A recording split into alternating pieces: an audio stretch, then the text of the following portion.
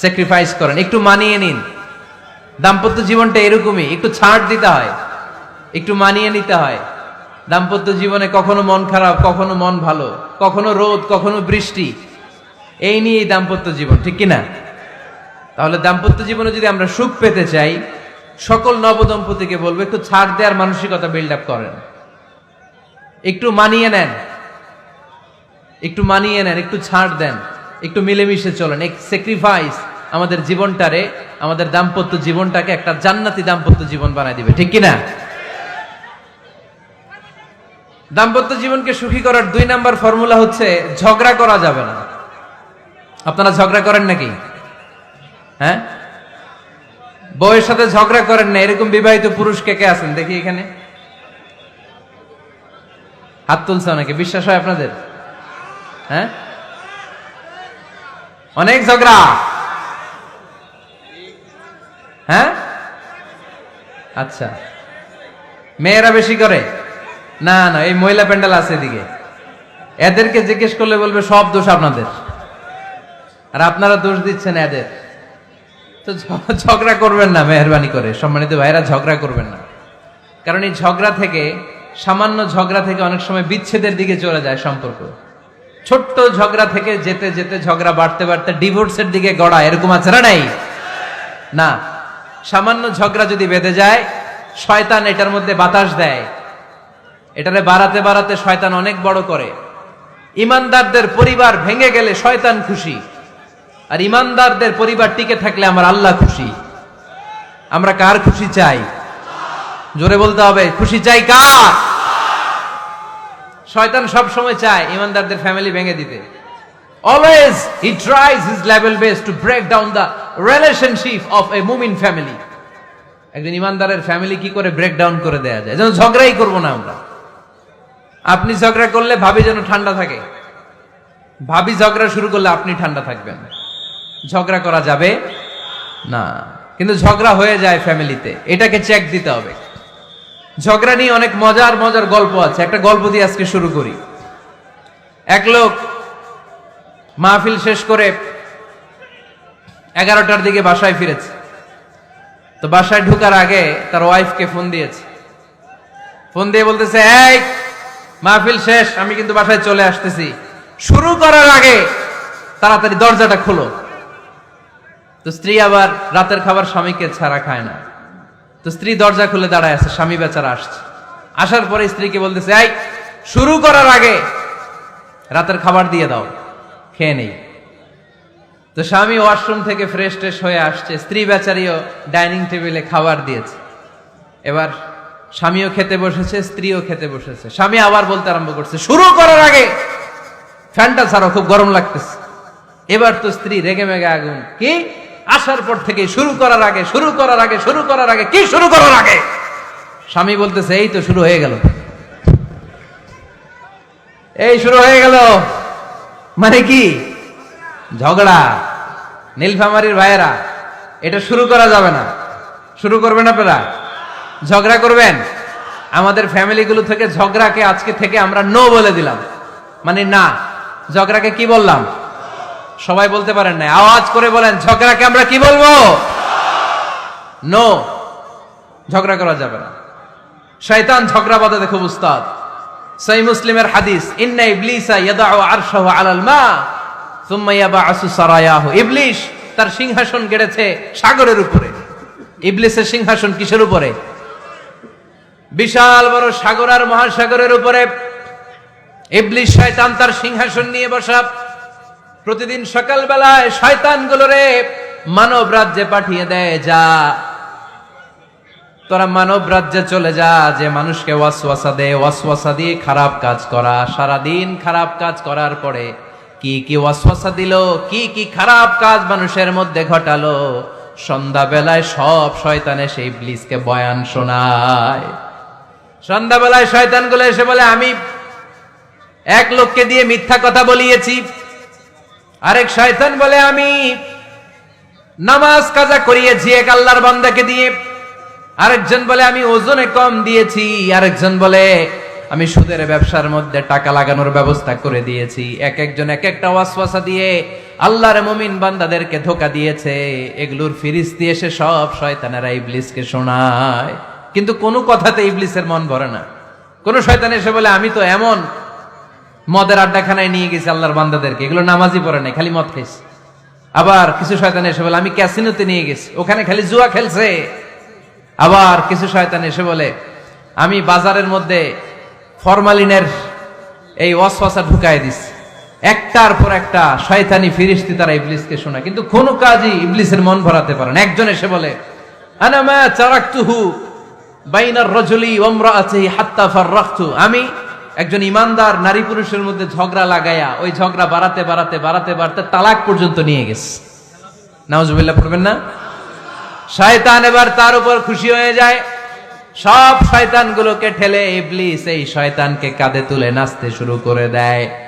কারণ মুমিন বান্দার সংসার যদি ভেঙে যায় শয়তান খুশি হয়ে যায়, আর মুমিন বান্দার সংসার টিকে থাকলে খুশি হয়ে যায় কে? এজন্য নীলফামারীর ভাইরা, ঝগড়া করা যাবে না। দাম্পত্য জীবনকে সুখী করতে চাইলে ঝগড়াকে আমরা নো বলে দিব। ঝগড়া অনেক সময় হবে, কিন্তু এটাকে বাড়তে দেয়া যাবে না, এটাকে আমরা স্পেস দিব না, ওইখানে থামায় দিতে হবে। রাজি আছেন তো সবাই? আল্লাহ রাসূল সাল্লাল্লাহু আলাইহি ওয়াসাল্লামের ফ্যামিলিতে ঝগড়া হতো। আম্মা জান আয়েশা রাদিয়াল্লাহু তাআলা আনহার সাথে আল্লাহ রাসূল সাল্লাল্লাহু আলাইহি ওয়াসাল্লামের ঝগড়া হতো, হাদিসে পাওয়া যায়। কিন্তু এগুলো ছিল মধুর ঝগড়া, সুন্দর ঝগড়া। সুবহানাল্লাহ পড়েন। আল্লাহর হাবিব বলেন ইয়া আয়েশা ইন্নী লা আ'লামু ইযা কুনতি আন্নী রাদিয়া ওয়া ইযা কুনতি আলাইয়া গাদবা। ও আয়েশা, তুমি কখন আমার উপর রেগে থাকো সেটাও আমি বুঝি, আবার কখন খুশি থাকো সেটাও বুঝি। আম্মা জান আয়েশা বললেন ইয়া রাসূলুল্লাহ, ইয়া হাবিবাল্লাহ, কেমন করে আপনি বুঝেন যে আমি আপনার উপর রেগে আছি, আবার কেমন করে আপনি বুঝেন আমি আপনার উপর সন্তুষ্ট আছি? বিশ্বনবী বললেন আয়েশা, তুমি যখন আমার উপরে খুশি থাকো, আমার উপর যখন তুমি রাজি থাকো, তখন তুমি দোয়ার সময় এইভাবে দোয়া করো, ওয়া রব্বি মুহাম্মাদ, মুহাম্মাদের রব আপনি আমাদের সব গুনাহগুলো মাফ করে দেন। আর যখন তুমি আমার উপর রেগে থাকো, তখন তুমি আমার নামটা মুখ দিয়ে উচ্চারণ করো না। ও আয়েশা, তখন তুমি দোয়ার সময় বলতে থাকো ওয়া রব্বি ইব্রাহিম, ইব্রাহিমের রব আপনি আমাদের সব গুনাহগুলো মাফ করে দেন।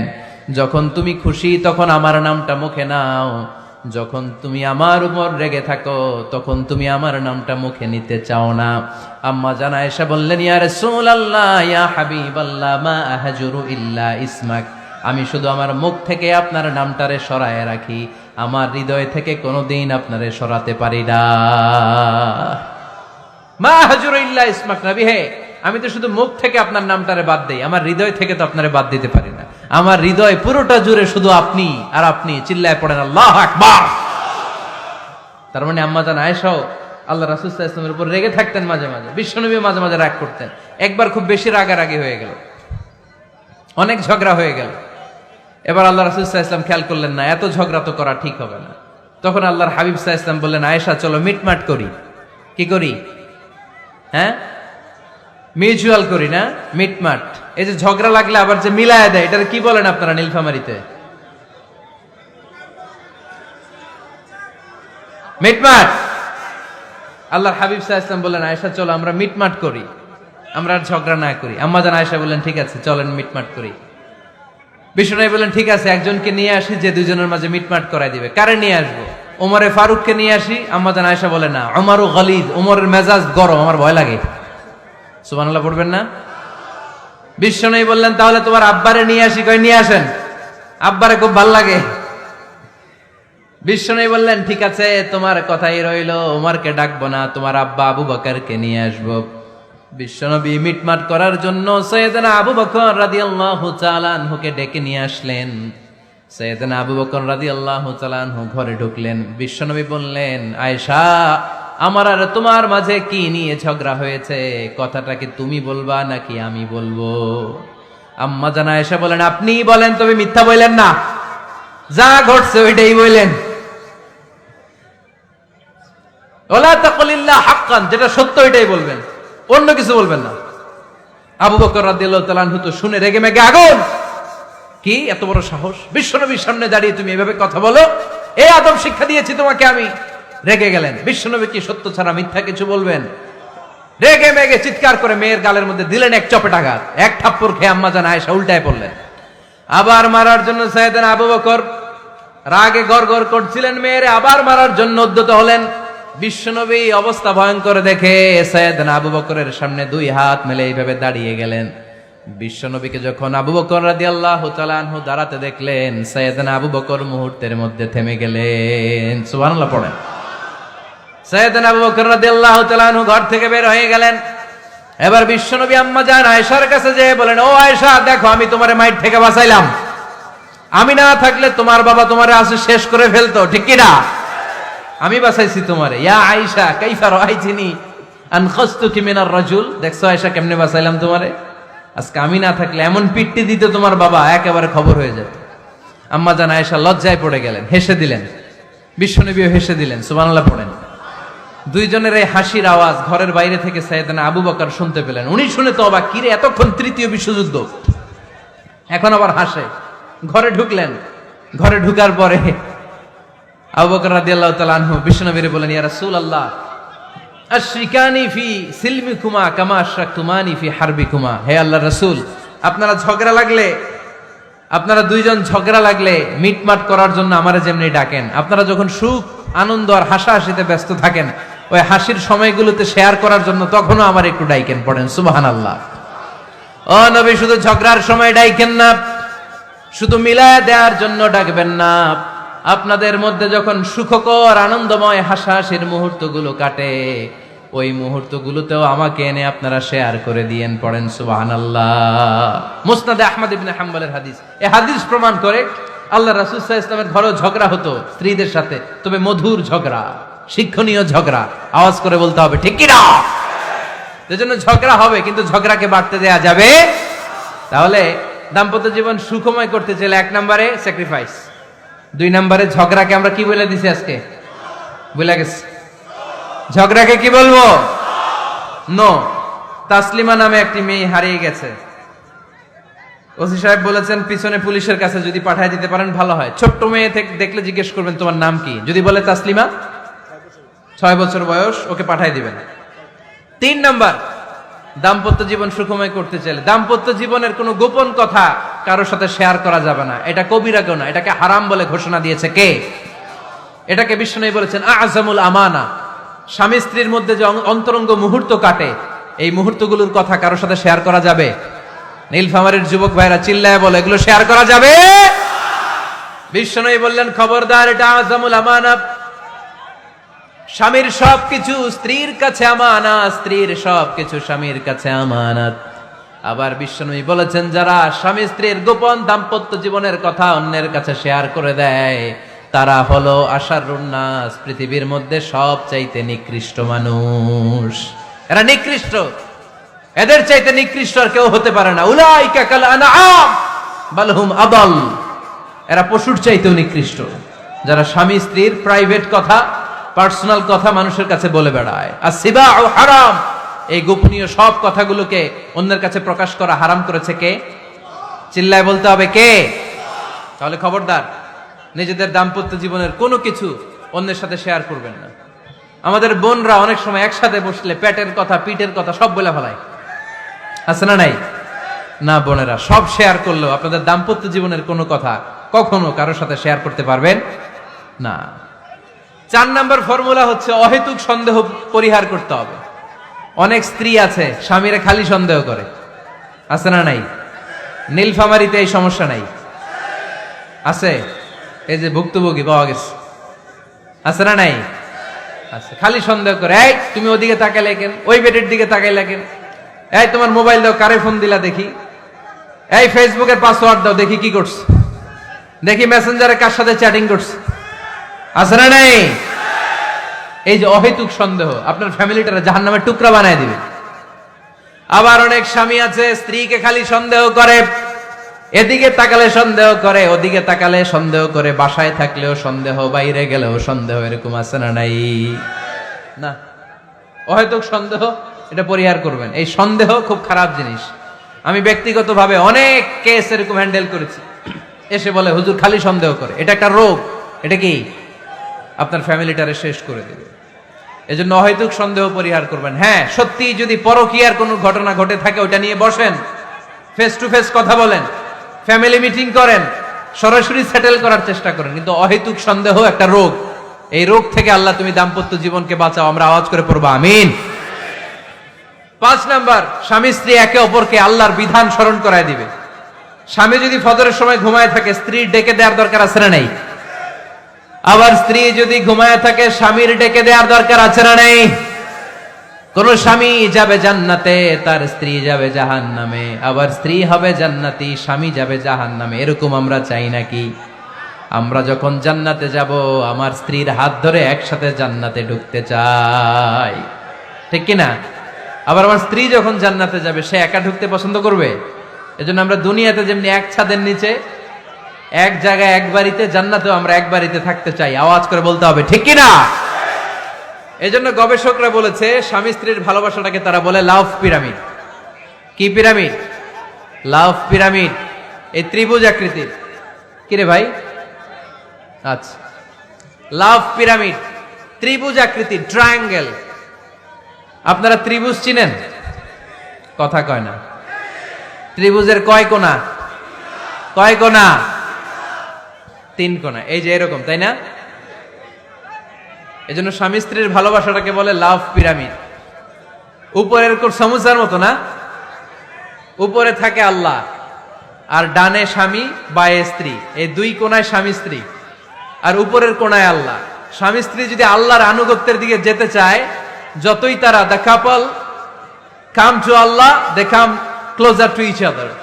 তারা যদি আল্লাহর কাছাকাছি যায়, তারা নিজেরাও কাছাকাছি হয়, ঠিক কিনা? তারা আল্লাহর কাছে যেতে যেতে যেতে যেতে আল্লাহর ইবাদতে যদি একেবারে আল্লাহর কাছে চলে যায়, তারা নিজেরাও কাছাকাছি চলে যায়, ঠিক কিনা? তারা আল্লাহর আনুগত্য থেকে যত দূরে সরে, যত দূরে সরে, তারা নিজেরাও নিজেদের থেকে তত দূরে সরে পড়ে। চিল্লায় বলেন ঠিক কিনা?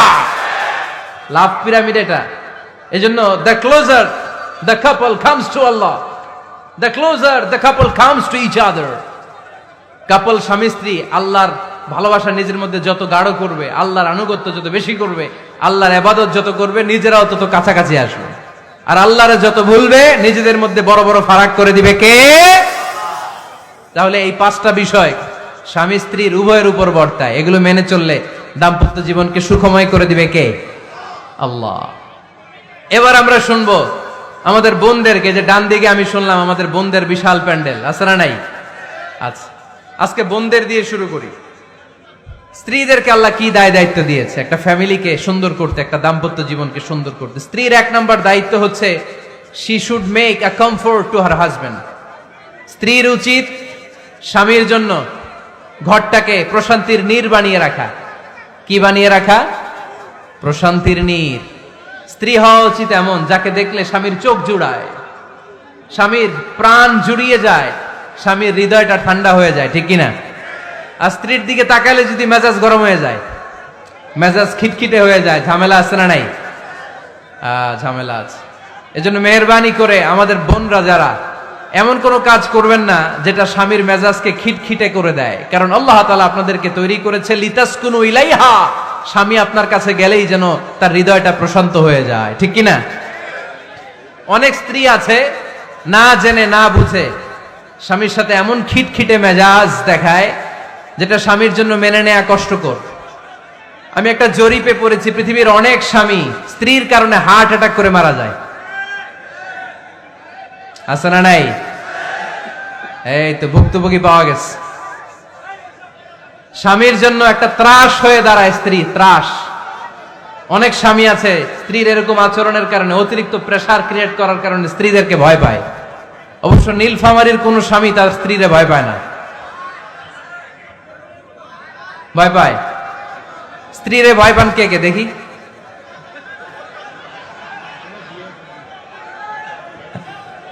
ভয় পান আপনারা? ভয় পান? হ্যাঁ, এক অফিসের বড় সাহেব তার স্ত্রীরে খুব ভয় পায়, প্রচন্ড ভয় পায়। তো সে মনে মনে ভাবলো, দেখি আমার অফিসের যারা স্টাফ আছে, ম্যানেজাররা আছে, এরা কতটুকু ভয় পায়, এরা ভয় পায় কিনা। তো একদিন সকালবেলা অফিসের সব স্টাফগুলোর একসাথে দাঁড় করায় বলতেছে, এই আপনারা যারা যারা আপনাদের স্ত্রীদেরকে ভয় পান, তারা ডান দিকে যান।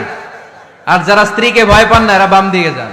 অফিসের সব কর্মচারী ডান দিকে চলে গেছে, সবাই ভয় পায়, একজন শুধু বাম দিকে। বাম দিকে কয়জন ভয় পায় না? আর যারা ভয় পায় এরা ডান দিকে, ডান দিকে সবাই। তো বড় সাহেব ভাবছে আলহামদুলিল্লাহ আমার অফিসে একজন হইলেও বীর পুরুষ আছে। তো বীর পুরুষের কাছে যেয়ে বলে, ঘটনা কি, আপনি মোটেও ভয় পান না? কয় স্যার, প্রতিদিন অফিস করার জন্য যখন ঘর থেকে বের হয় আমার বউ আমারে বলে দেয়, খবরদার সবাই যেদিকে যায় তুমি কিন্তু ওইদিকে যাইবা না, সবাই যেদিকে যায় তুমি ওইদিকে গেলে খবর আছে। বড় সাহেবকে খবরদার, এটা তো আরো ডরায়, ঠিক কিনা? এজন্য বোনদেরকে বলবো, লিতাসকুনু ইলাইহা, এমন ভাবে আপনি আপনার স্বামীর সামনে নিজেকে প্রেজেন্ট করেন যাকে আপনাকে দেখলে আপনার স্বামীর চোখ জুড়িয়ে যায়, হৃদয়টা প্রশান্ত হয়ে যায়, আপনাকে দেখলেই আপনাকে ভালোবাসতে মনে চায়, ঠিক কিনা? এজন্য রব্বুল আলামিন বলেন, আমি নারীদেরকে তৈরি করেছি লিতাসকুনু ইলাইহা, যেন পুরুষেরা স্ত্রীদের সংস্পর্শ যখন পায় পুরুষদের হৃদয়টারে প্রশান্ত করে দেয় কে? রব্বুল আলামিন বলেছেন, খাদিজার জন্য জান্নাতে আমি এমন একটা ঘর বানিয়েছি যেই ঘরের মধ্যে কোনো বিশৃঙ্খলা নাই। খাদিজার জন্য জান্নাতে এমন একটা প্রাসাদ আমি বানিয়েছি যেই প্রাসাদের মধ্যে কোনো আওয়াজ নাই, কোনো কোলাহল নাই, কোনো বিশৃঙ্খলা নাই। কারণ খাদিজা আমার নবীকে এমন একটা ঘর উপহার দিয়েছে যেই ঘরের মধ্যে কোনো বিশৃঙ্খলা ছিল না, আওয়াজও ছিল না। পড়েন সুবহানাল্লাহ। আল্লাহ রাসূল যখন সারাদিন কাফেরদের মাঝে কোরআনের দাওয়াত দিতেন, কোলাহল মারামারি জীবনের ঝুঁকি নিয়ে মক্কার কুরাইশদের মাঝে যখন দাওয়াত দিতেন, সব বিশৃঙ্খলা ঝামেলা গোলমাল শেষ করে রাতের বেলায় যখন খাদিজার ঘরে বিশ্বনবী ঢুকতেন, বিশ্বনবীর হৃদয়টারে প্রশান্ত করে দিত কে? আম্মাজান খাদিজা বিশ্বনবী সাল্লাল্লাহু আলাইহি ওয়াসাল্লামের জন্য এমন ঘর উপহার দিয়েছেন যেই ঘরে বিশ্বনবী আসলে বিশ্বনবীর হৃদয়টা ঠান্ডা হয়ে যেত। সুবহানাল্লাহ পড়েন। অনেক স্ত্রী আছে স্বামী ঘরে ঢুকলেই ঘরে আটা নাই, রুটি নাই, চাল নাই, ডাল নাই, এটা লাগবে ওইটা লাগবে, ওখানে যেতে হবে, একটার পর একটা ফিরিস্তি বলে বেড়ায়, আছে না নাই? না, এটা করবেন না। আপনার কি লাগবে এই সব দায় দায়িত্ব আল্লাহ তাআলা স্বামীকে দিয়েছে, স্বামীকে জানাবেন। তবে ধীরে সুস্থে, ধীরে সুস্থে স্বামীর জন্য ঘরটাকে এমন করে রাখতে হবে যেন ঘরে ঢুকলেই স্বামীর হৃদয়টারে প্রশান্ত করে দেয় কে? এজন্য স্ত্রীর প্রথম দায়িত্ব ঘরটারে প্রশান্তির নীড় বানানো। এখানে কি আবার কি, আবার কি এখানে মারামারি? দুই দল নাকি?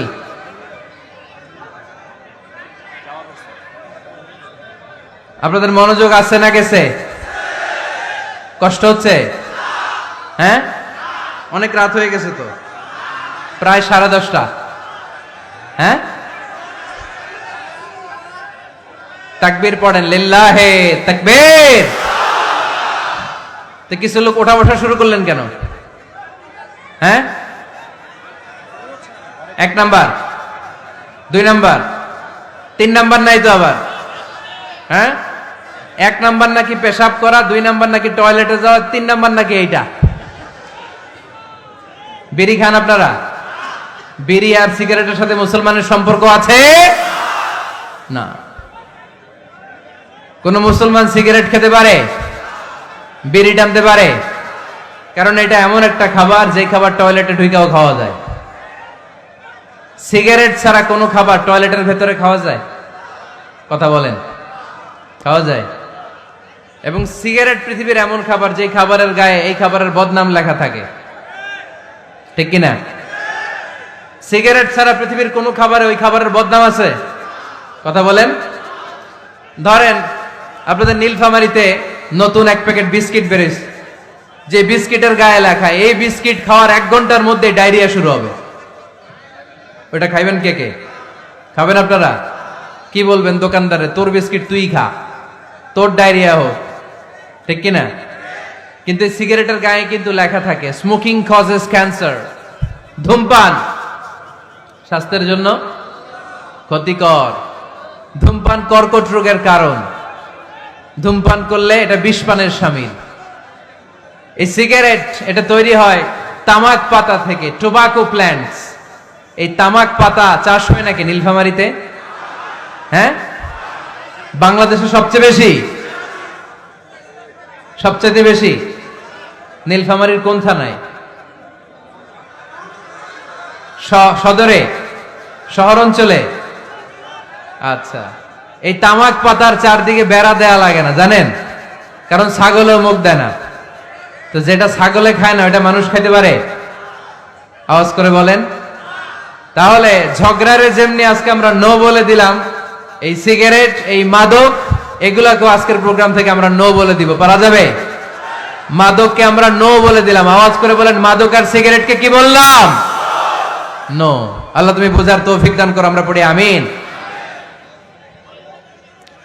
একটা সুখী দাম্পত্য জীবনের জন্য স্ত্রীর 2 নাম্বার দায়িত্ব হচ্ছে স্বামীকে ইন্সপায়ার করা, স্বামীকে সাহস যোগানো, পিছন থেকে ড্রাইভিং পুশের মতো কাজ করা। কারণ স্বামীকে যখন স্ত্রী সাহস যোগায়, স্বামীর সাহস বেড়ে যায়, ঠিক কিনা?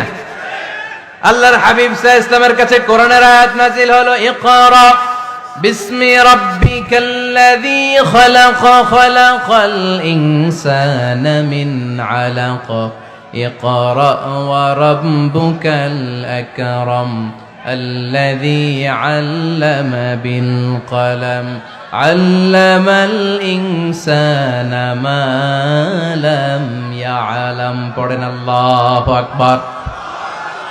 সূরাতুল আলাকের 5 আয়াত হেরা গুহায় যখন নাজিল হয়ে গেল, বিশ্বনবী সাইয়েদনা জিব্রাইলকে নিজ আকৃতিতে দেখলেন, পা থেকে মাথা পর্যন্ত দেখে বিশ্বনবী ভয় পেয়ে গেলেন। বিশ্বনবী সাল্লাল্লাহু আলাইহি ওয়াসাল্লাম জীবনে 2 বার সাইয়েদনা জিব্রাইল আলাইহিস সালামকে ওনার আসল আকৃতিতে দেখেছিল। আওয়াজ করে বলতে হবে, কয়বার?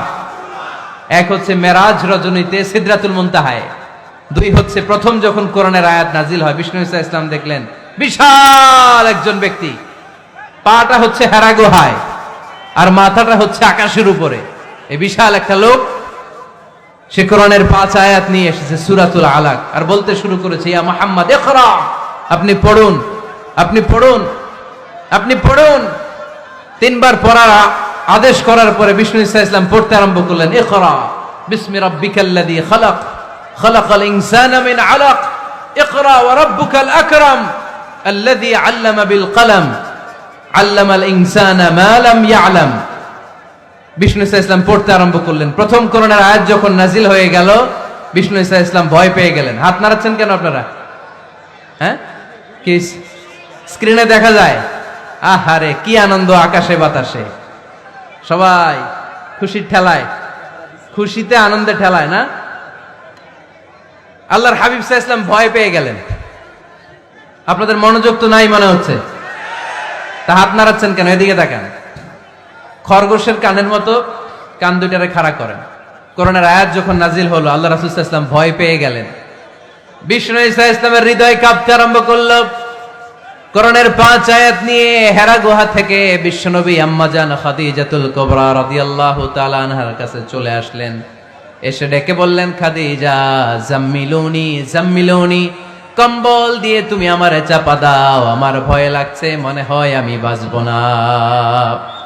আম্মা জান খাদিজা বললেন, কি হয়েছে আপনার? বিশ্বনবী বললেন, বিশাল বড় একটা লোক কোরআনের 5 আয়াত নিয়ে এসেছে। ওই লোকের পা হেরা গুহার মধ্যে, মাথাটা আকাশের উপরে, এত বিশাল সত্তা, বিশাল কোন মানুষ জীবনে আমি দেখি নাই। এসে সে পরিচয় দিয়েছে সে নাকি জিব্রাইল ফেরেশতা। বিশ্বনবী বললেন, মনে হয় আমি বাঁচবো না, আমার জ্বর চলে এসেছে, আমার হৃদয়ের মধ্যে কাঁপুনি শুরু হয়েছে, তুমি আমারে কম্বল দিয়ে চাপা দাও। আম্মা জান খাদিজা বললেন, ও নবী ভয় পাবেন না, আমার আল্লাহ কোনদিন আপনারে অপমান করবেন না। সুবহানাল্লাহ পড়েন। ওয়াল্লাহি ওয়াল্লাহি লা ইউখজিকাল্লাহু আবাদা। নবী গো, আল্লাহ আপনার অপমান করবেন না, কারণ আপনার মধ্যে এমন এমন ভালো ভালো গুণ আছে, এই গুণাবলীগুলি যে মানুষের মধ্যে থাকে তাকে আমার রব কোনোদিন অপমান করতে পারে না। চিল্লায় বলেন ঠিক কিনা? নবী হে, ইন্নাকা লা তাসিলুর রাহিমা, আপনি আত্মীয়তার সম্পর্ক বজায় রাখেন। ও নবী, তাসদুকুল হাদিসা, সব সময় আপনি সত্য কথা বলেন। ওয়া তাহমিলুল কাল্লা, আপনি মানুষের বোঝা টেনে দেন। ওয়া তাকসিবুল মা'দুমা, যার উপার্জন করার কেউ নাই, নিজে গায়ে খেটে আপনি তারে উপার্জন করে দেন। ওয়া তুঈনু আলা নাওয়াইবিল হক, সত্য যেখানে বিপন্ন সেখানে আপনি সাহসী সৈনিকের মতো দাঁড়িয়ে যান। সুবহানাল্লাহ পড়ো। নবী, আপনি ভয় পাবেন না, কারণ আপনি এমন অসাধারণ ব্যক্তিত্ব, এমন জনকল্যাণমূলক কাজের আঞ্জাম আপনি দেন, এরকম লোককে আল্লাহ কখনো অপমান করতে পারে? আপনি চালিয়ে যান, আপনাকে থামানোর মতো অপশক্তি গোটা বিশ্বে দ্বিতীয়টা নাই। চিল্লায় বলেন ঠিক কিনা? বিশ্বনবীকে সাহস জুগিয়েছেন, এরকম সাহস জোগানোর মতো স্ত্রী আমাদের দরকার আছে না নেই? বিশ্বনবী সারাদিন বাইরে যখন কাফের মুশরিকদের অত্যাচার অনাচার সহ্য করে ঘরে আসতেন, আম্মা জান আয়েশা এমন সাহসিকতার বাণী শোনাতেন, এমন মোটিভেশন শোনাতেন, এমন ইন্সপায়ারেশন দিতেন, বিশ্বনবী সারাদিনের সব দুঃখ কষ্ট ভুলে গিয়ে এর পরের দিনের দাওয়াতি কাজের জন্য নতুন করে এনার্জি ফিরে পেতেন। চিল্লায় পড়েন আল্লাহু আকবার। এজন্য স্ত্রীর 2 নাম্বার কাজ হচ্ছে স্বামীকে সাহস যোগানো। 2 নাম্বার কাজ কি? স্বামীকে সাহস যোগানো, স্বামীকে সাপোর্ট দেয়া। স্ত্রীর 3 নাম্বার কাজ হচ্ছে স্বামীর ডাকে সাড়া দেয়া। কে দেয়া? স্বামী যদি স্ত্রীর সঙ্গ পেতে চায়, স্ত্রীর ওই ডাকে সাড়া দিতে হবে। রাতের বেলা স্বামী যদি স্ত্রীর সঙ্গ চায়, আর স্ত্রী যদি সঙ্গ না দিয়ে চলে যায়, ফজর পর্যন্ত ওই স্ত্রীর উপর আল্লাহর ফেরেশতারা লানত দিতে থাকে। চিল্লায় পড়েন নাউযুবিল্লাহ। তবে হ্যাঁ, ভ্যালিড যদি কোনো কজ থাকে, ভ্যালিড কজ, অসুস্থতা, অন্যান্য কমপ্লেক্সিটি যদি থাকে, সেটা ভিন্ন ব্যাপার। কিন্তু ইগোর কারণে, ইগো, মেজাজ দেখিয়ে, রাগ দেখিয়ে কোনো বোন যদি স্বামীর আহ্বানে সাড়া না দিয়ে মুখ ফিরিয়ে চলে যায়, ফজর পর্যন্ত আল্লাহর ফেরেশতারা ওই মহিলার উপর লানত দিতে থাকে। আওয়াজ করে পড়তে হবে নাউযুবিল্লাহ। আবার বিশ্বনবী বলেছেন, খবরদার, রমজান ছাড়া কোন নফল রোজা কোন স্ত্রী যদি রাখতে চায়, নফল রোজা রাখার আগে স্বামীর কাছ থেকে যেন সে অনুমতি নিয়ে নেয়। নফল রোজা, আওয়াজ করে বলেন কি রোজা? ফরজ রোজা না। দিনের বেলা যেহেতু রোজা রাখতে হয়, কোন নারী, কোন যুবতী নারী, বয়স্ক নারীদের কথা ভিন্ন, কোন যুবতী নারী যদি নফল রোজা রাখতে চায়, সে তার স্বামীর পারমিশন নেবে। কারণ হয়তো স্বামী দিনের বেলা স্ত্রীর সঙ্গ চেতে পারে, ঠিক কিনা? এজন্য স্বামীর কাছ থেকে পারমিশনের দরকার আছে না নেই?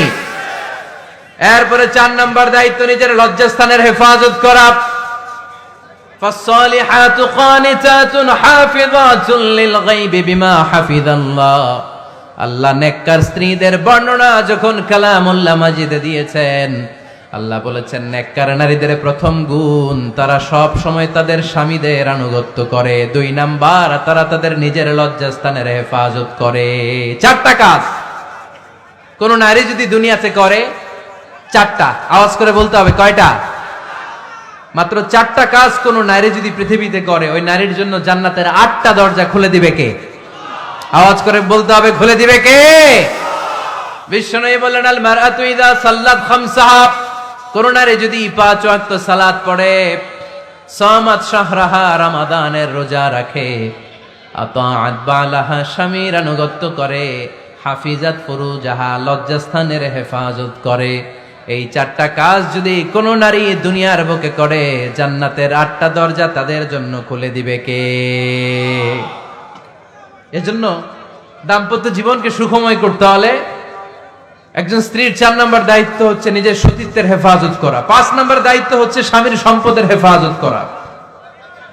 সাইয়েদনা আবু সুফিয়ান রাদিয়াল্লাহু তাআলা আনহু ছিলেন খুব কৃপণ মানুষ, বিষ্ণু ঈসা ইসলামের শ্বশুর।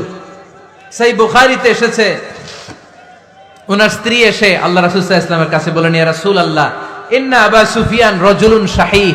হে আল্লাহর রাসূল, আবু সুফিয়ান খুব কৃপণ মানুষ, আমার আর আমার সন্তানদের খরচের জন্য যে টাকা পয়সা লাগে আমার স্বামী দেয় না।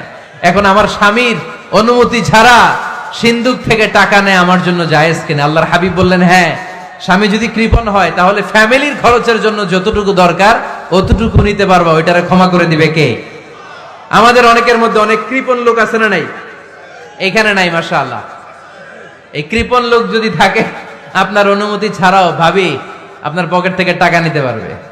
আজকে সব গোমর ফাঁস করে দিলাম।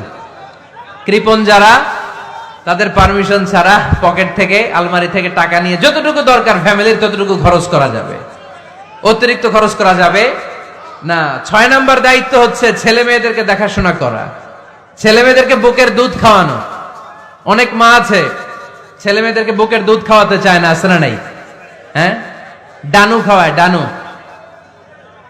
আর কি খাওয়ায়?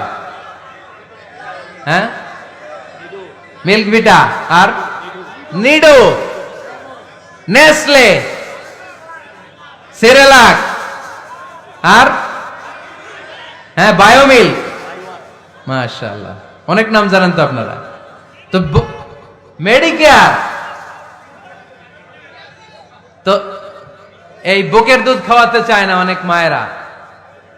মায়েরা যারা আছেন প্যান্ডেলে, আপনার বুকের দুধের মধ্যে বাচ্চাদের জন্য আল্লাহ রাব্বুল আলামিন ন্যাচারাল ভ্যাকসিন দিয়ে দিয়েছেন। চিল্লায় পড়েন সুবহানাল্লাহ।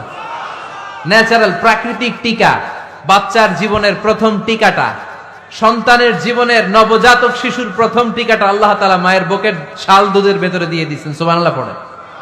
টিকাগুলো তো বাজার থেকে কিনতে হয়, প্রথম টিকাটা আল্লাহ ফ্রি দিয়ে দিছে। সুবহানাল্লাহ পড়বেন না?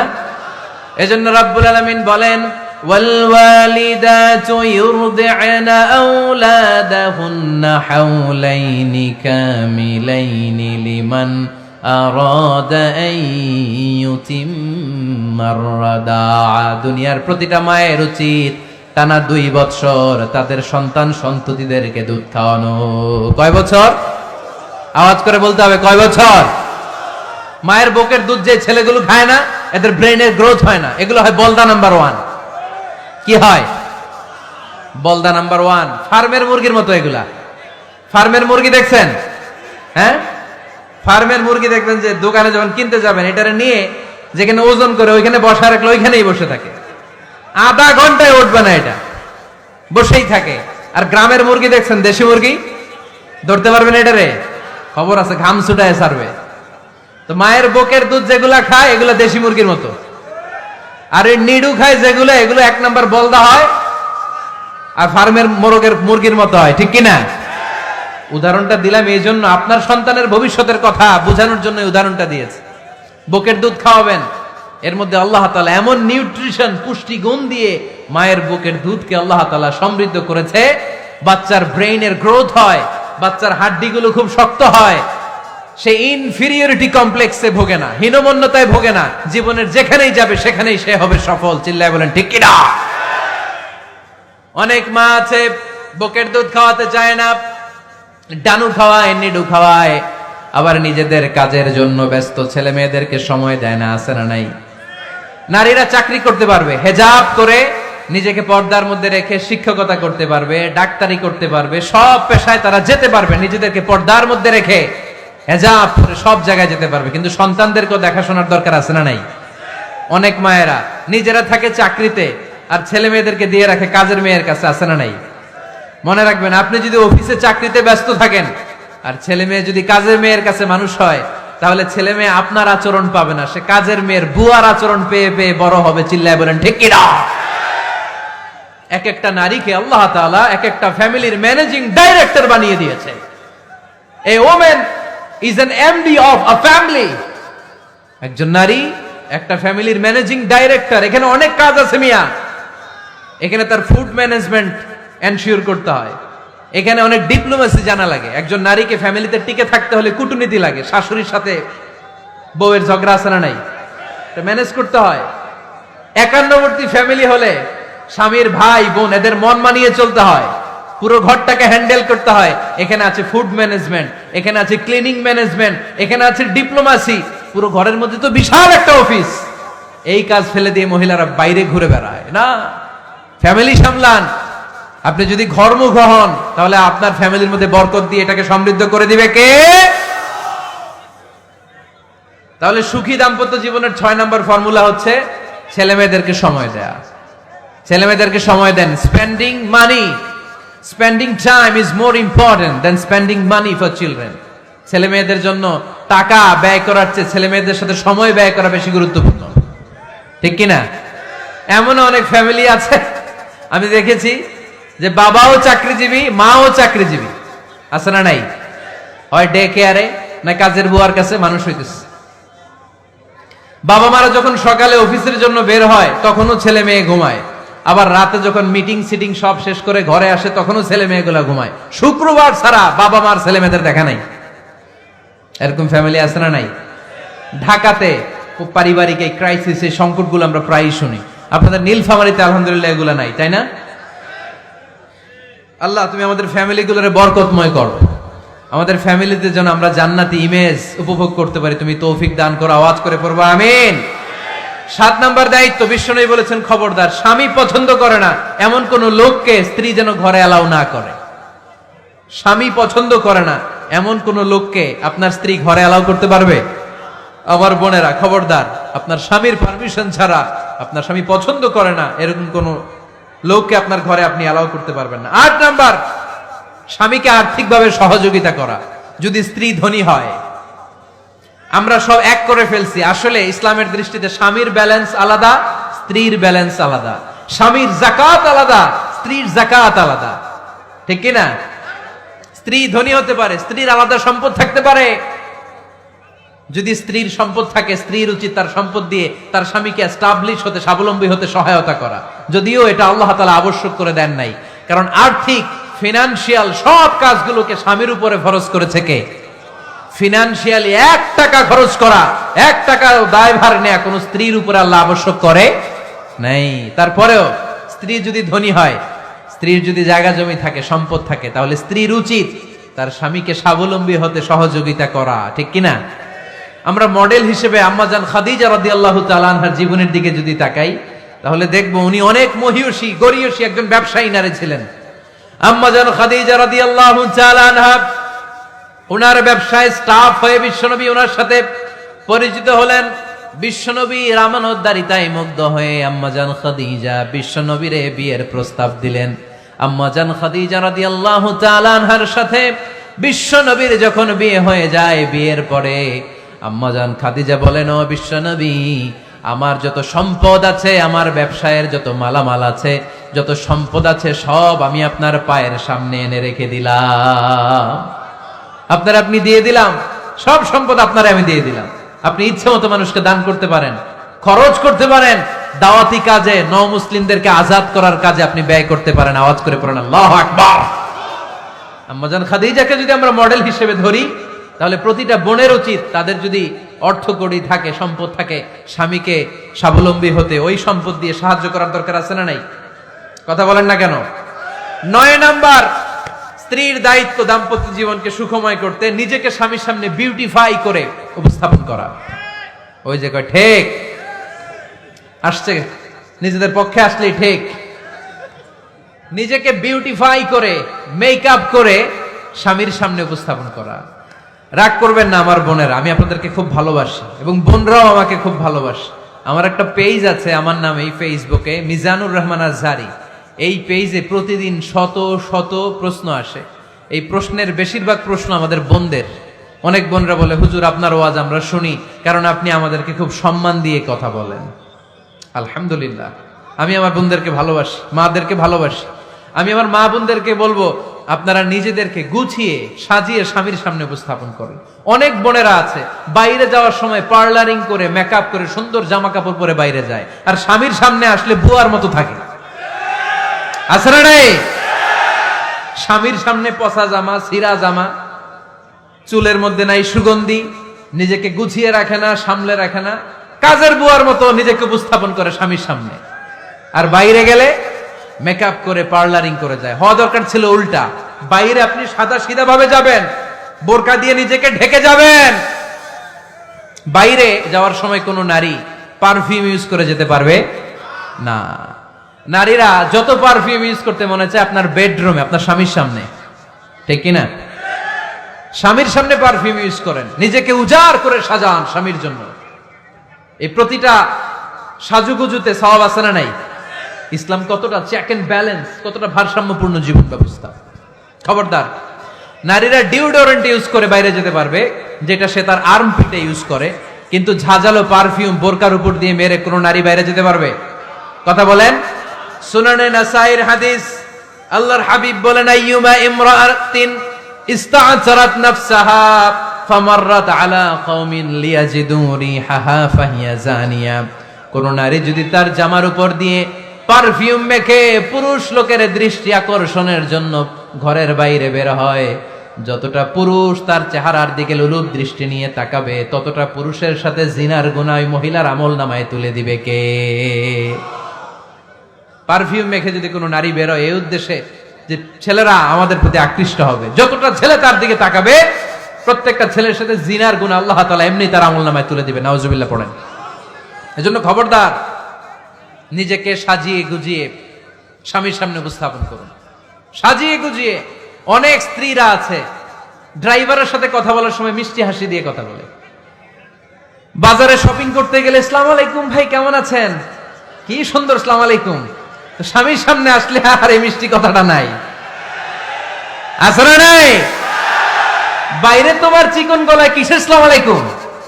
হ্যাঁ না, বাইরে আপনি আসসালামু আলাইকুম দিতে যাবেন না, ঝটপট করে কর্কশ ভাষায় কথা বলে শেষ। কেউ ফোন দিয়েছে, হ্যালো কে? স্বামীকে চায়, উনি বাসায় নাই, কাট।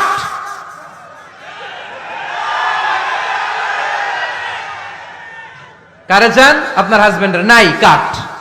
মিষ্টি মিষ্টি আসসালামু আলাইকুম আসসালামু আলাইকুম বলা যাবে নাকি? খবরদার, খবরদার। বাজার করতে গেলে কি মিষ্টি হাসি, দোকানে গেলে কি মিষ্টি আলাপ, ড্রাইভারের সাথে কি সুন্দর কথা, সিএনজি ওয়ালার সাথে কি সুন্দর আলাপ, আর ঘরে আসলেই চেহারাটারে এরকম করে রাখে, আছে না নাই? ঘরে আসলেই স্বামীর সাথে খিটখিটে মেজাজ। না বোনেরা, উল্টো করে ফেলছেন আপনি। বরং স্বামী ছাড়া অন্যদের সাথে কথা শর্টকাটে সারবেন, যাতে কোনো ফিতনা চলে না আসে। চিল্লায় বলেন ঠিক কিনা? আর নিজেকে স্বামীর জন্য উজাড় করে সাজান, পার্লারিং করেন, বিউটিফিকেশন করেন, মেকআপ করেন, বেডরুমে পারফিউম মাখেন, নিজেকে উজাড় করে স্বামীর জন্য সাজান। সওয়াব দিয়ে আপনার আমল নামাটারে পূর্ণ করে দিবে কে? বিশ্বনবী যখন সফরে যেতেন, সফর থেকে ফিরে আসার সময় ডিরেক্টলি স্ত্রীর ঘরে যেতেন না। বিশ্বনবী একজনকে ঘরে পাঠিয়ে দিতেন, মদিনা রূপকণ্ঠে কিছু সময় অপেক্ষা করতেন আর বলতেন আজকে আমি আয়েশার ঘরে যাব, আয়েশারে যে বলো আমি এসেছি, কয়েক ঘন্টা পরে আয়েশার ঘরে আমি ঢুকবো। সুবহানাল্লাহ পড়েন। স্ত্রীকে সময় দিতেন, কারণ স্ত্রী হয়তো কাজ করে, ঘর গুছায়, ঘেমে থাকতে পারে, তাকে নিজেকে গুছানোর জন্য সময়ের দরকার আছে না নেই? লম্বা সফর শেষ করে, সেই বুখারীর হাদিস, বিশ্বনবী যখন সফর শেষ করে মদিনায় ফিরতেন, ডিরেক্টলি স্ত্রীর কাছে যেতেন না, মদিনার উপকণ্ঠে ওয়েট করতেন এবং বার্তাবাহককে পাঠাতেন যে বলো যে আজকে আমি সফিয়ার ঘরে থাকবো। সফিয়াকে সময় দিতেন 2-1 ঘন্টা, যাতে নিজেকে সাজিয়ে নিতে পারে। সুবহানাল্লাহ পড়ে। এজন্য প্রতিটা স্ত্রীর উচিত, আমার মা বোনেরা যারা আপনার মহিলা প্যান্ডেল থেকে শুনছেন, নিজেকে উজাড় করে স্বামীর জন্য সাজান। আপনার সাজুগুজু বেগানা পুরুষদের জন্য নয়, যে পুরুষদের সাথে দেখা দেয়া জায়েজ নাই তাদের জন্য নয়, রাস্তার পুরুষের জন্য নয়। আপনার সাজুগুজু, আপনার সৌন্দর্য, আপনার বিউটি সব আল্লাহ তাআলা আপনার স্বামীর জন্য করতে বলেছে। চিল্লায় বলেন ঠিক কিনা? 10 নাম্বার দায়িত্ব, স্বামীর ক্যাপাসিটির বাইরে না চাওয়া। আপনি জানেন স্বামীর বেতন হলো 20,000, আপনি এসে বলা শুরু করছেন, পাশের ঘরের ভাবিরে দেখলাম 25,000 টাকা দামের জামদানি শাড়ি কিনছে, আমারও একটা দিবা। আছে না নাই? তো আবদারটা হইল, আবদারটা হইছে। আপনি তো জানেন আপনার স্বামীর ক্যাপাসিটি কতটুকু। আমার বোনেরা, আমার মায়েরা, খবরদার, আপনার স্বামীর ভেতরে আপনার জান্নাত, আপনার স্বামীর ভেতরে আপনার জাহান্নাম। আপনার স্বামীর মনকে খুশি রাখতে পারলে জান্নাতের দরজাগুলো আপনার জন্য খুলে দিবে কে? ক্যাপাসিটির বাইরে কিছু চাবেন না। এই 10টা স্ত্রীদের দায়িত্ব। এই 10টা পয়েন্ট যদি কোনো স্ত্রী স্বামীর জন্য এইভাবে স্যাক্রিফাইস করে করে এইভাবে আঞ্জাম দিতে পারে, এই স্ত্রীদের জন্য জান্নাতের দরজাকে খোলা রেখেছে কে? আওয়াজ করে বলতে হবে, খোলা রেখে দিয়েছেন কে? এবার আসবো, আপনাদেরকে ধরবো। এবার আপনাদেরকে নিয়ে আলোচনা। একটা সুখী দাম্পত্য জীবনের জন্য কি সব দায় দায়িত্ব আল্লাহ তাআলা স্ত্রীদেরকে দিয়েছে নাকি? কথা কয় না কেন? এবার ওনারা খুশি হবে, এবার ভাবিরা খুশি হবে মহিলা প্যান্ডেলে। আপনাদের অনেক দায়িত্ব আছে, কারণ বিশ্বে যা কিছু মহান সৃষ্টি চিরকল্যাণকর, অর্ধেক তার করিয়াছে নারী, অর্ধেক তার কাউন্টার পার্ট। আপনারা একে অপরের সহযোগী, স্বামী স্ত্রী একে অপরের সহযোগী। একটা সুখী দাম্পত্য জীবনের জন্য স্বামীর অনেক দায়িত্ব আছে। 1 নম্বর দায়িত্ব হচ্ছে, ফ্যামিলির যত ফিনান্সিয়াল দায় দায়িত্ব আছে সব স্বামীর কাঁধে বর্তায়, ঠিক কিনা? কারণ স্বামী হচ্ছে স্ত্রীর কেয়ারটেকার।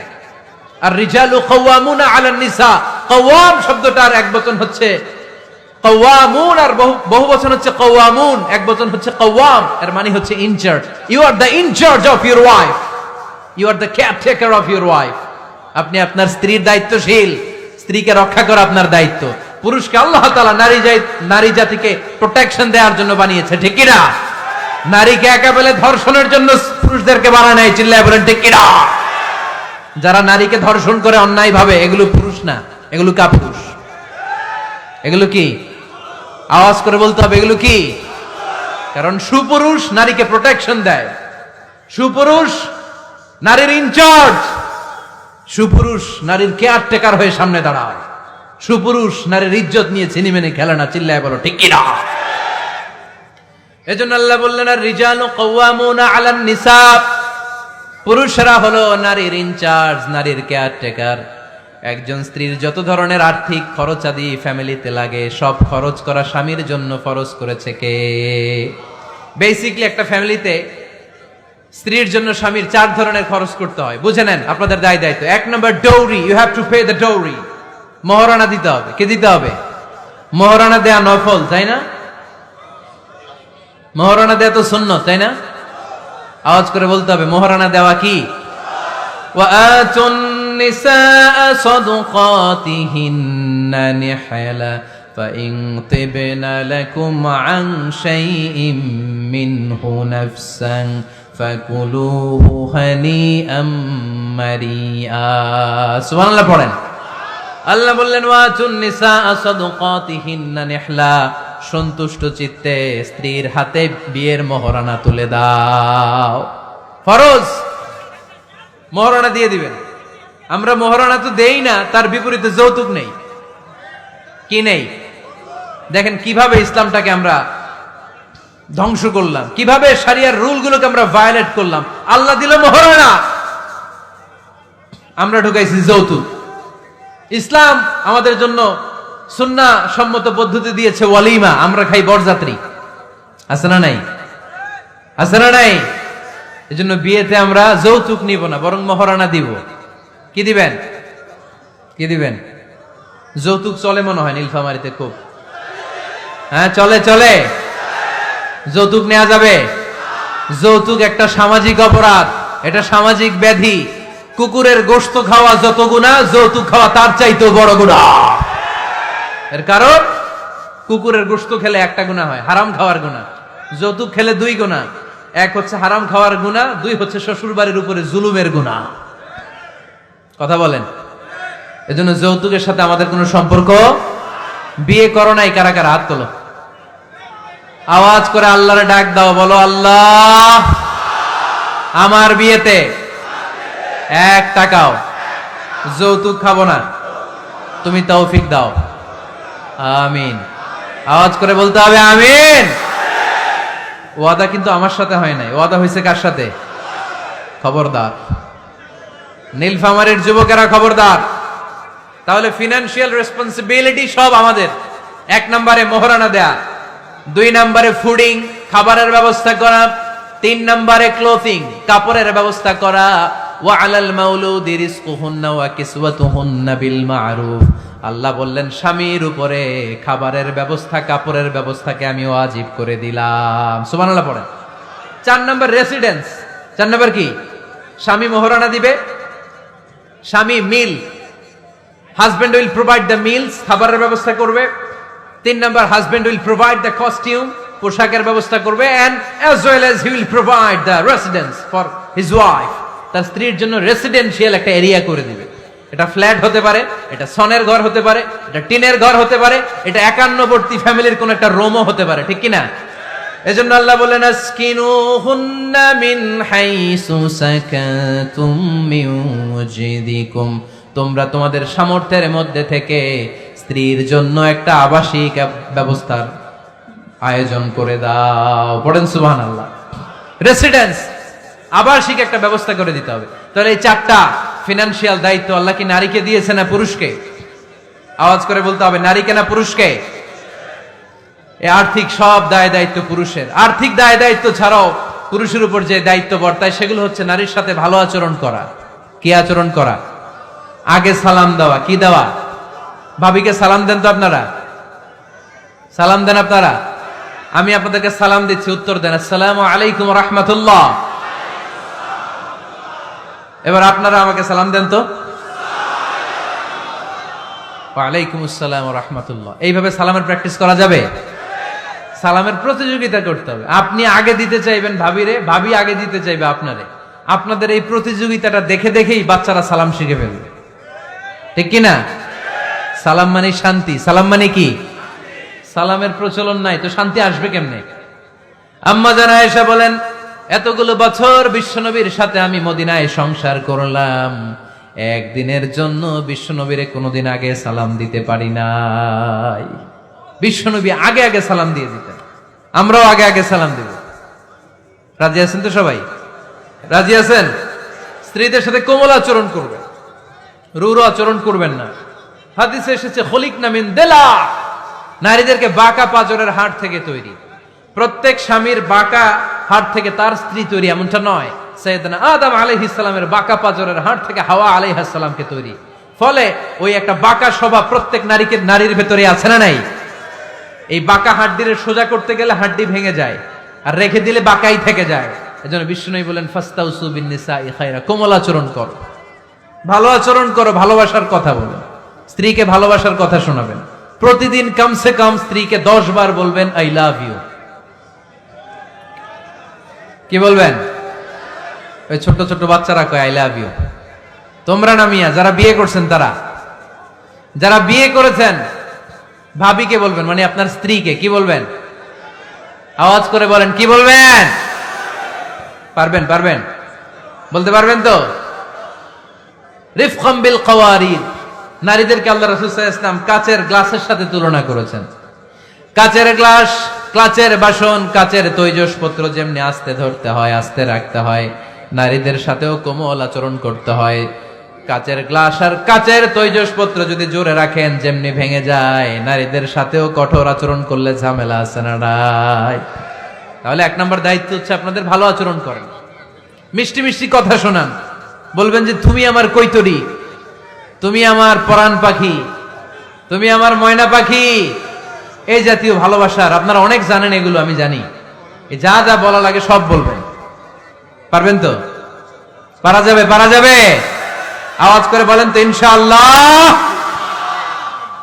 স্ত্রীর ব্যক্তিগত বৈধ কাজের সুযোগ করে দিতে হবে, তার ব্যক্তিগত যে চয়েস, তার ব্যক্তিগত কাজে বাদ সাধতে পারবেন না যদি কাজটা হালাল হয়। অনেক স্বামী সামান্য কাজে ঝগড়া বাঁধায়।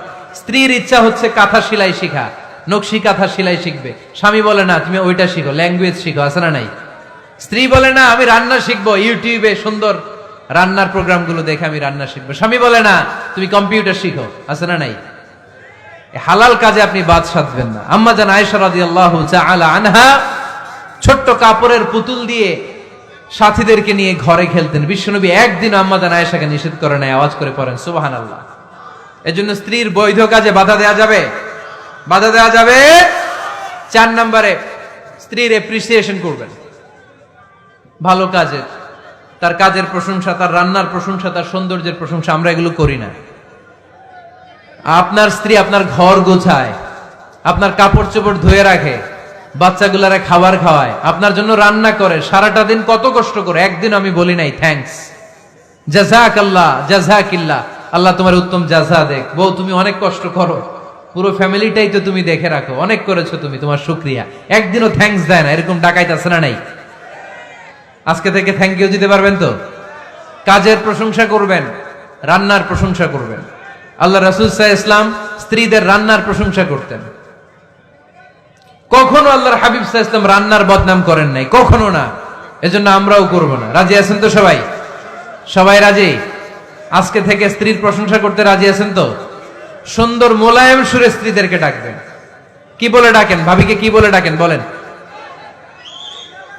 হ্যাঁ, টিয়া পাখি। আর কি ডাকেন? ময়না পাখি। আর কি? জান। জান বলে ডাকেন? ওরে সর্বনাশ, ডাইকেন। এরকম সুন্দর সুন্দর যত শব্দ আছে এগুলো বলে ডাকবেন। আম্মা জান আয়েশার প্রশংসা বিশ্বনবী করতেন, বলতেন ইন্না ফাদলা আয়েশাতা আলান নিসা কাফাদলি সারিদি আলা তুআমিকুম। আরব বিশ্বের খাবারের মধ্যে একটা শ্রেষ্ঠ খাবারের নাম সারিদ। শ্রেষ্ঠ খাবারের নাম কি? এই আলোচনা শেষ হয়েছে তো দাঁড়ায় ফটো তুলো কেন? বসো মিয়া, বসো বসো বসো, একসাথে একসাথে বিদায় নিন, বসো। আরব বিশ্বে একটা মজার খাবার আছে, খাবারের নাম সারিদ। আওয়াজ করে বলেন তো খাবারটার নাম কি? সারিদ। রুটি আর গোশত একসাথে মিক্স করে এরকম স্তর বানায়, কেটে কেটে খাওয়ায়। বিশ্বনবী বললেন, আরব বিশ্বের খাবারের মধ্যে যেমনি সারিদ সেরা, নারীকুলের মধ্যে আমার স্ত্রী আয়েশা সেরা। পড়েন সুবহানাল্লাহ। আম্মা জান আয়েশাকে বিশ্বনবী এত ভালোবাসতেন, আম্মা জান আয়েশা গ্লাসের যেই জায়গায় মুখ লাগিয়ে দুধ পান করতেন, ওই জায়গাটা খুঁজে খুঁজে বিশ্বনবী ঠোঁট লাগিয়ে দুধ পান করতেন। পড়েন সুবহানাল্লাহ। আম্মা জান আয়েশা গোশত খাওয়ার পরে হাড্ডি চুষে চুষে রেখে দেওয়ার পরে আম্মা জান আয়েশার চোষা হাড্ডিটা নিয়ে বিশ্বনবী আবার চুষতে শুরু করে দিতেন। পড়েন সুবহানাল্লাহ। বিশ্বনবী স্ত্রীদের সাথে এক বালতি থেকে পানি নিয়ে দুইজনে একসাথে গোসল করতেন। পড়েন সুবহানাল্লাহ। এজন্য স্বামী স্ত্রীর সম্পর্কটা হচ্ছে মধুর সম্পর্ক। একে অপরকে ভালোবাসবেন, নিজের ভালোবাসার কথাগুলো প্রকাশ করবেন। অনেকে আছে 20 বছর তাদের সংসার, এক ঘরে থাকে, এক ছাদের নিচে, কিন্তু স্ত্রীকে যে ভালোবাসে মুখ ফুটে একদিনও বলতে পারে নাই। আছে না নাই? ভালোবাসা প্রকাশ করবে। সাহাবারা বললেন, ইয়া রাসূলুল্লাহ, কাকে ভালোবাসেন বেশি? মান আহাব্বুন নাস ইলাইকা ইয়া রাসূলুল্লাহ, whom do you love the most, O my prophet? হে আল্লাহ রাসূল, কারে সবচেয়ে বেশি ভালোবাসেন, কারে বেশি লাভ করেন? বিশ্বনবী বললেন, আয়েশারে বেশি লাভ করি। কোন সুবহানাল্লাহ। সাহাবীরা বললেন, অমিনার রিজাল, পুরুষদের মধ্যে থেকে কারে বেশি ভালোবাসেন? বিশ্বনবী বললেন, আবু আয়েশার বাবারে ভালোবাসি। এজন্য আপনি যে স্ত্রীকে ভালোবাসেন এটা প্রকাশ করবেন, ঘরের কাজে সহায়তা করবেন। ছোট্ট ছোট্ট কাজের যদি সহায়তা আপনি করেন, এটাতে আপনার স্ত্রীর জন্য অনেক হেল্প হয়ে যায়। আমার বিশ্বনবী নিজ হাতে ছাগলের দুধ দহন করে আম্মা জান আয়েশার জন্য নিয়ে আসতেন। পড়েন সুবহানাল্লাহ। নিজে রুটির খামির বানাতেন, আম্মা জান আয়েশা এটা চুলায় সেকা দিতেন। নিজে জুতা সেলাই করতেন, নিজে নিজের কাপড় সেলাই করতেন। সুবহানাল্লাহ পড়েন। এজন্য গৃহস্থালী টুকিটাকি কাজের সহায়তা করা, হেল্প করা, এটাও সুন্নাত। দাম্পত্য জীবন এমনি সুখকর হয় না মিয়া। বিশ্বনবী শিখায় গিয়েছেন কি করে একটা দাম্পত্য জীবন সুখময় করতে হয়। আল্লাহর হাবিব সাল্লাল্লাহু আলাইহি ওয়াসাল্লাম হালাল বিনোদন করতেন, স্ত্রীদেরকে নিয়ে মরুভূমিতে দৌড়াতেন, খুনসুটি করতেন। সব স্ত্রীরা চায় তাদের স্বামীরা তাদের সাথে একটু হাসি দিয়ে কথা বলুক, একটু রোমান্টিক কথা বলুক, একটু ভালোবাসার বিনিময় করুক। আল্লাহর হাবিব সাল্লাল্লাহু আলাইহি ওয়াসাল্লাম এটা করতেন। রাতের বেলা ভাবিরে নিয়ে দৌড়াদৌড়ি করছেন নাকি কোনোদিন? আল্লাহর হাবিব সাল্লাল্লাহু আলাইহি ওয়াসাল্লাম স্ত্রীদের নিয়ে দৌড়াদৌড়ি করতেন। আম্মা জান আয়েশা রাদিয়াল্লাহু তাআলা আনহাকে ঈদের দিন হাবাসী সাহাবাদের খেলা দেখিয়েছিলেন। সুবহানাল্লাহ পড়েন। বিশ্বনবী খেলা দেখিয়েছেন তার স্ত্রীকে। হাবাসী সাহাবারা তীর দিয়ে, ধনুক দিয়ে মসজিদে নববীর পাশে খেলাধুলা করছেন। বিশ্বনবী দাঁড়িয়ে থেকে আম্মা জান আয়েশা রাদিয়াল্লাহু তাআলা আনহাকে এই খেলাধুলা উপভোগের সুযোগ করে দিয়েছেন। সুবহানাল্লাহ পড়েন। ইসলামরে আমরা কঠিন বানিয়েছি, ইসলাম কঠিন নয়, ইসলাম সহজ। আল্লাহ ছাড় দেয় কিন্তু মাওলানা ছাড় দেয় না, এরকম আছে না নাই? এজন্য বাশশিরু ওয়ালা তুনাফিরু, ইয়াসসিরু ওয়ালা তুআসসিরু। ইসলামকে সহজ করে উপস্থাপন করেন, কঠিন বানাবেন না। স্ত্রীর মতামতের গুরুত্ব দিবেন। ফ্যামিলি মিটিং করলে স্ত্রী কি বলে শুনবেন। বাজার করতে গেলে ভাবি কি পছন্দ করে ওইটা আনবেন। দাঁড়ালেন কেন আপনারা? দাঁড়ালেন কেন? অনেক আগে বসেছে। অনেক স্বামী আছে তার যেটা ভাল লাগে ওইটাই কিনে বাজারে গেলে, আছে না নাই? নিজের গরুর গোশত খাইতে মনে চায় ওইটা কিনে, মাছ খাইতে মনে চায় ওইটা কিনে। আপনার স্ত্রীর হয়তো এগুলো পছন্দ না। স্ত্রীরা টক জাতীয় জিনিস পছন্দ করে, ঠিক কিনা? এর আমরা খাইতে মনে চায়, এর জলপাই খেতে মনে চায়, আচার খেতে মনে চায়। একটু খোঁজ নিবেন তার জন্য কি লাগবে। শপিং করতে গেলে নিজের মন মতো করবেন না। স্ত্রীকে দেশে রেখে প্রবাসে 6 মাসের বেশি সময় কাটাবেন না, ম্যাক্সিমাম 6 মান্থস। এগুলোর প্রত্যেকটার পেছনে লম্বা দলিল আছে, এত লম্বা কথা বলার সুযোগ নাই। 10 নাম্বার, স্ত্রীর জন্য দোয়া করা। কি করা? দোয়া করা।